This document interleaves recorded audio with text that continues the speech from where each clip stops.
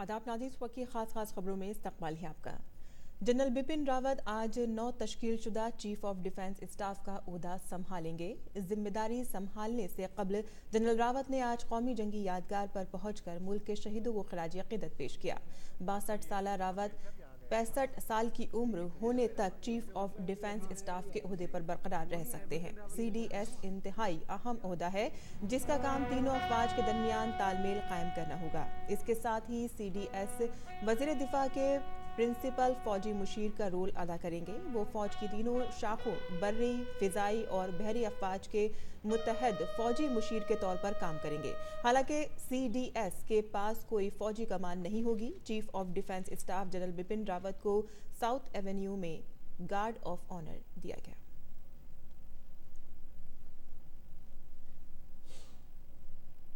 और नए फौजी सरबराह जनरल मनोज मुकुंद नरवाणे ने आज दिल्ली में नेशनल वार मेमोरियल पर शहीदों को खराज अक़ीदत पेश किया।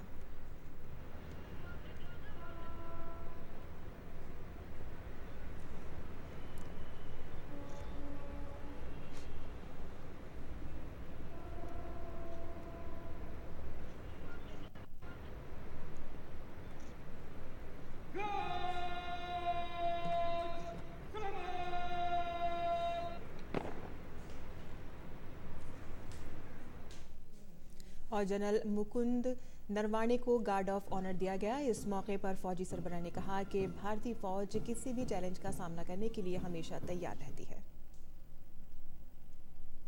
ये आश्वासन देना चाहता हूं। और इसरो के सरबराह के K-Sivan ने नए साल पर अहले वतन को मुबारकबाद दी है। अपनी प्रेस कॉन्फ्रेंस में इसरो के सरबराह ने 2019 की हुसूलियाबियों और 2020 के अहदाफ के बारे में बताते हुए कहा कि 2019 में हमारे गगनयान प्रोजेक्ट में काफ़ी पेशरफ्त हुई है। उन्होंने कहा कि गगनयान के खलाबाजों को जनवरी 2020 के तीसरे हफ्ते से ट्रेनिंग दी जाएगी। गगनयान मिशन के लिए 4 खलाबाजों की निशानदही की गई है। इसके लिए कौमी सतह की मुशावरती कमेटी तश्कील दी गई है।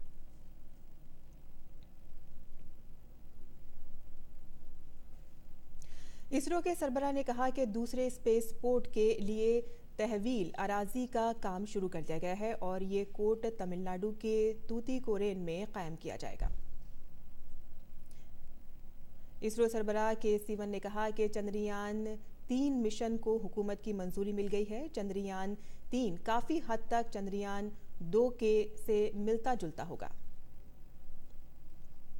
और बीजेपी के सीनियर लीडर प्रकाश जावड़ेकर ने आज ये कहते हुए अपोजिशन पर सख्त हमला किया कि दिल्ली में शहरियत तरमीमी कानून पर तशद्दुद के लिए कांग्रेस और आम आदमी पार्टी जिम्मेदार है।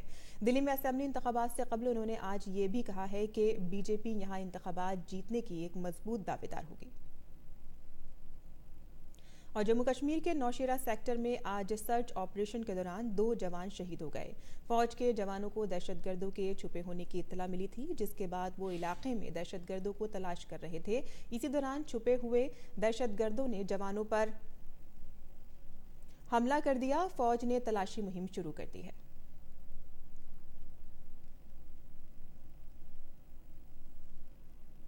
और कश्मीर में सरकारी अस्पताल में इंटरनेट सर्विस और SMS खिदमात बहाल हो गई हैं। जम्मू कश्मीर के प्रिंसिपल सेक्रेटरी रोहित कंसल ने इसकी इत्तला दी है।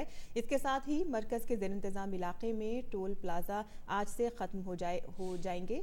इससे रियासत को 1500 करोड़ रुपए का नुकसान होगा। इस सिलसिले में वजारत ख़जाना हुक्म जारी कर चुकी है। और साल 2019 की जमा देने वाली सर्दी के साथ हमें अलविदा कह दिया है। जाते जाते ये साल सर्दी की कई दहाइयों का रिकॉर्ड तोड़ गया है।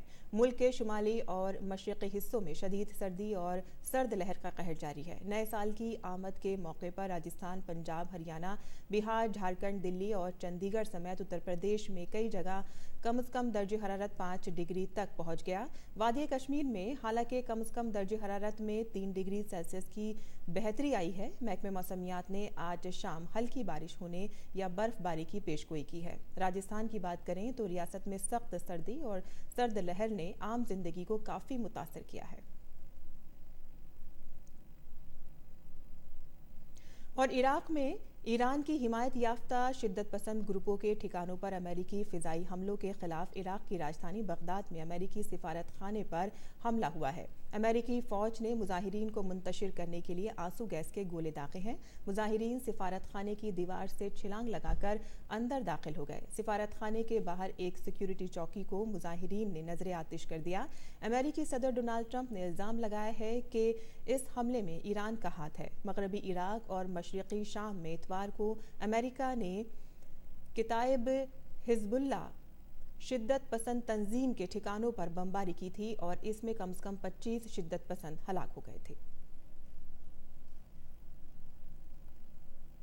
اس وقت کی خاص خبروں میں فی الحال اتنا ہی، اجازت دیجیے، آداب۔